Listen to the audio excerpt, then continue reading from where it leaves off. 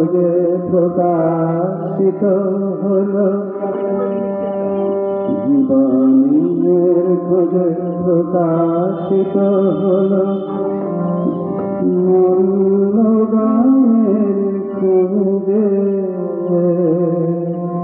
গুরুজন মাঝে আজি হলো তার সময়ের পথে চলা, জীবনের খোঁজে প্রকাশিত হলো, মূল্যবানের খোঁজে গুরুজন মাঝে আজি হলো তার সময়ের পথে চলা। আপনার আমার আমাদের ঘরের পাশে রাস্তাঘাটে মাঠে ঘাটে এমন কিছু ঘটনা ঘটে যেগুলো থেকে দেখার আছে, শেখার আছে, বহু কিছু আমরা দেখি, হয়তো শিখেও নি, কিন্তু সেইভাবে খাতায় আমরা লিখে রাখি না।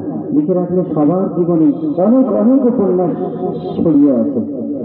আমার এইরকম দেখা বহু ঘটনা থেকে কিছু কিছু জিনিস তুলে নেওয়া, এবং আমার ধারণা আপনারা পড়লে আপনাদের প্রত্যেকের পরিচিত কোনো না কোনো সামাজিক ছবি, রাজনীতির ঘটনা আপনারা দেখতে পাবেন এই উপন্যাসে আছে। তারপরেও বাকিটা সেটা কতটুকু ভালো হয়েছে, আপনাদের মনের মতো হয়েছে, সেটা বলবেন আপনারা, বিচার করবেন আপনারা। আমি আপাতত আপনাদের অর্থাৎ পাঠকদের শ্রীচরণে সমর্পণ করলাম। আর মল্লগ্রামকে আমি আরো একবার প্রণাম জানিয়ে গেলাম, কারণ আমার প্রথম কোন উপন্যাস ছাপার অক্ষরে সূর্যের আলো দেখছে মল্লগ্রামের এই মাটিতে।